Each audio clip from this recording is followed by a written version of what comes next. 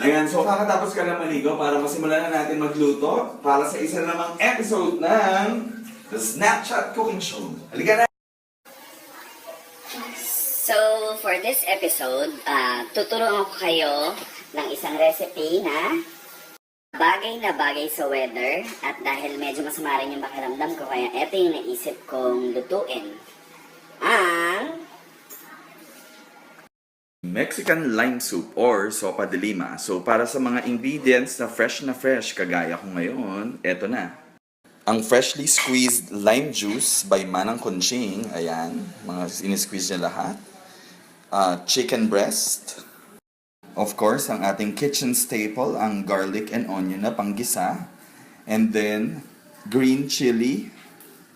Ang green chili na medyo nahinog na kasi may orange ng konti. And then, green bell pepper na nagkamaling nabili si Inday para kaya ilalagay na rin natin ang green bell pepper para hindi sayang. And then, cilantro. Then, chicken broth. Oregano ground ang substitute natin for dried oregano. And then, thyme leaves. At saka, tortilla chips for toppings. Episode, we'd like to thank our sponsor, Julie's Bake Shop by Lakam Chu, na hindi naman natin gagamitin dito sa recipe natin ngayon. Pero nga, sa sobrang sarap ng tinapay na pinadala kaninang breakfast, nagkaroon ako ng energy ngayon para gawin tong episode na to.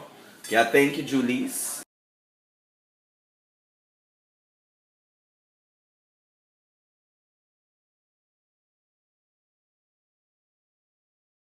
So ngayon, gigisa na natin yung ating chicken breasts sa garlic and onion. Yan. And habang ginigisa natin ang chicken, i-season natin with oregano ground. Yan. And of course, some salt and pepper. Yan. Perfect. Yan. So sa sobrang simple na tong recipe na to, since na-saute na natin yung chicken, ilalagay na natin yung pinagpakuluan natin ng manok, which is chicken broth din. Ayan, at ilalagay natin yung mas malasang version talaga ng chicken broth. Yan, perfect. Tapos, ihalo na rin natin yung lime juice para sabay-sabay na silang kumulo.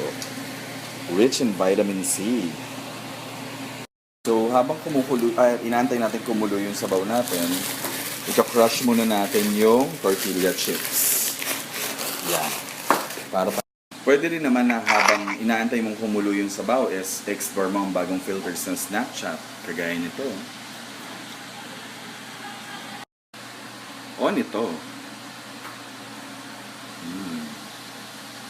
So medyo kanina kumukulo na siya. Pero nung tinikman ko medyo mapait. So hahaluan natin siya ng chicken broth cubes. Ayan.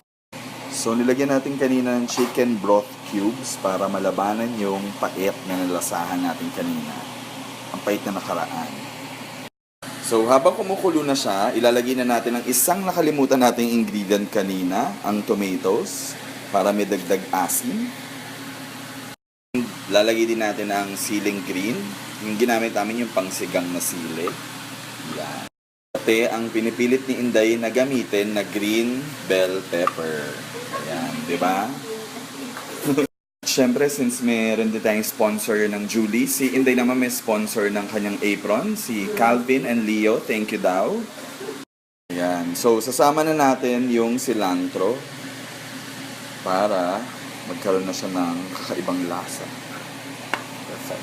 And since dun sa recipe na tinignan natin, merong green onion, hindi natin alam kung eto ba yon. Pero ilalagay na rin natin.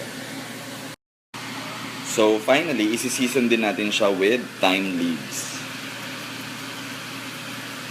Para makadagdag.